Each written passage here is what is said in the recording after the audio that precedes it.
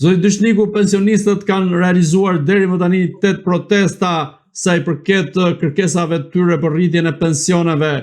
Çfarë kanë prodhuar këto protesta dhe a kanë dhënë efektin e tyre për të rritur pensionet nga ana e qeverisë së kryeministrit Edi Rama? Protestat e vitit kaluar të pensionistëve e shkundën qeverinë dhe shoqërinë shqiptare, bazuar në vetë pranimin që i bën kjo qeveri dhe organizatat ndërkombëtare si Banka Botërore dhe FMN-ja, se skema e pensioneve në Shqipëri ka dështuar me turp. Se 537.000 pensionistë paguajnë me më pak se 200 euro në muaj pension. Tani, kjo situatë kërkonte një debat të gjerë kombëtar. Pse ndodhi? Pse ka dështuar skema e pensioneve?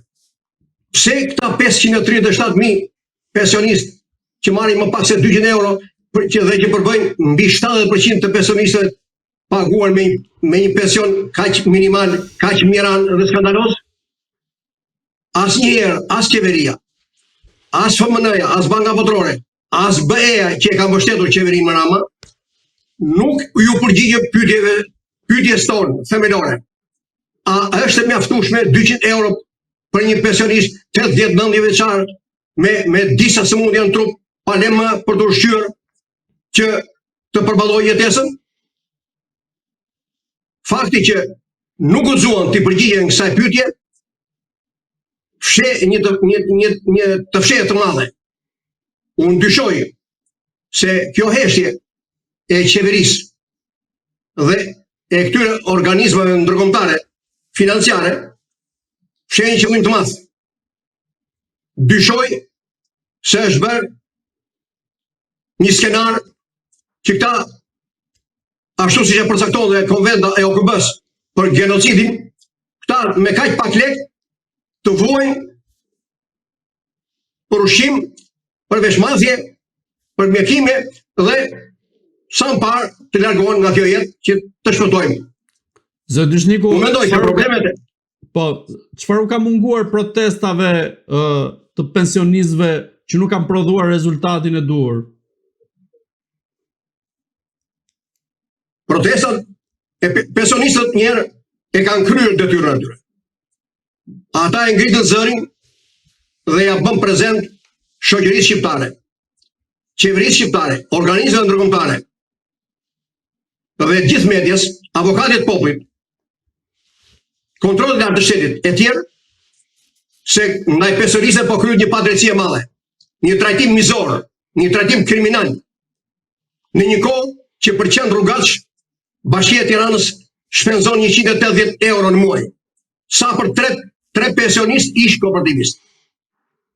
Kjo s'ka logjik dhe askush nuk guxon të ballavaçohet me faktet dhe argumentat që japim ne në këto protesta dhe në 10 intervista televizive, podcaste e tjera.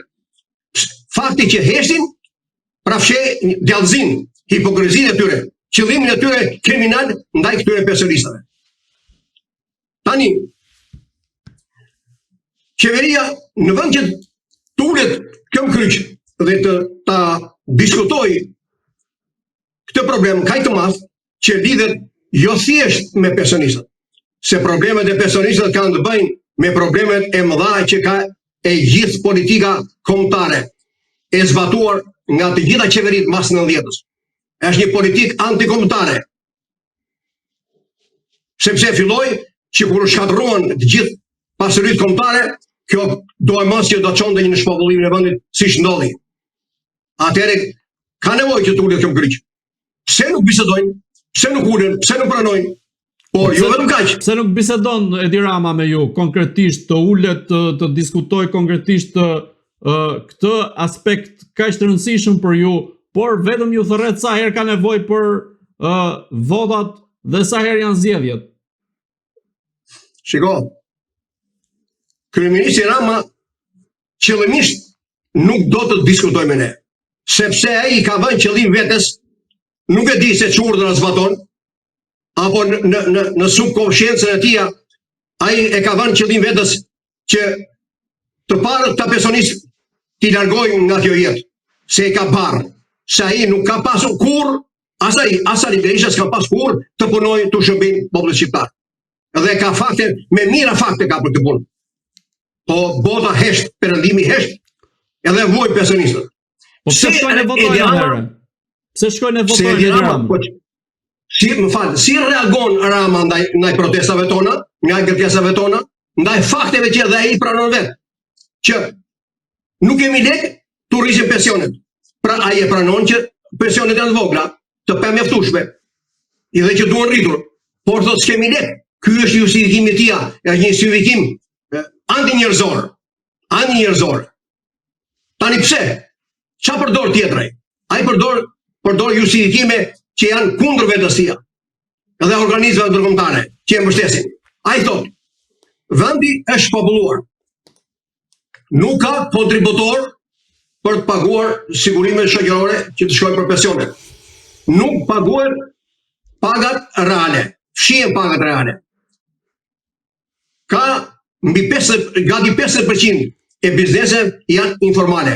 Pra, për mira punonjës në të zezë, nuk paguhen as kontribute për sigurime shoqërore dhe shëndetësore e tjerë. Pa folur për taksat ndaj shtetit e tjerë. Pra, këto janë humbje kolossale. Të gjitha këto që thotë justifikime janë bumerang, bie mbi qeverinë e tij dhe mbi atë vetë. Po kjo qeveri dhe ai personalisht, ai nuk ka moralin, nuk ka turbin të pranojë turi kokën para pensionistëve. Se këto që thotë, këto janë idiotësira, këto janë një kudiun, nuk e di edhe të huajt perëndimi, si i dëgjon këta dhe i pranon. Mbase kanë bërë një plan të përbashkët ndaj popullit shqiptar dhe duke filluar me pensionistët. Se kjo s'ka logjik, edhe fëmia e kupton që të lësh babain, nenën, gjyshin dhe gjyshen pa bukë se ti thua që kaq pension ke, jo është kriminale. Fëmia e heq nga goja vetë dhe ja jep prindit, ja jep gjyshit. Kurse këta marrin 6.000 euro në muaj, plus të tjera. Se ky mund të thotë shumë gjëra. Nuk ka lek qeveria. Si s'ka lek qeveria? Po ky Keleçeja vjet tha që 240 milion euro janë deficit. Nuk janë paguar, janë borxhe ndaj Institutit të Sigurimeve Shoqërore. Shumica nga 668 ente publike shtetërore. Po këto pse nuk i shkon ky? Nuk janë faj Tito? Po ky kryeministër paguan këshilltarët e vet deri me 10.000 euro në muaj.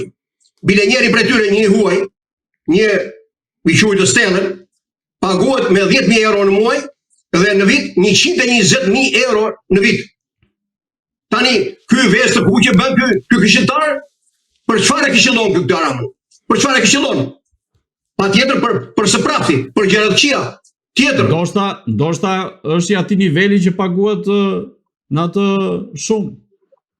Po atëre, nëse ky që i atij niveli, ku është kontributi i atij nivelit të tij? Çfarë kemi përfituar ne si popull shqiptar? Apo ne konkretisht ne pensionistët? Çfarë kemi përfituar? Na e thot konkretisht. Ja, për shembull,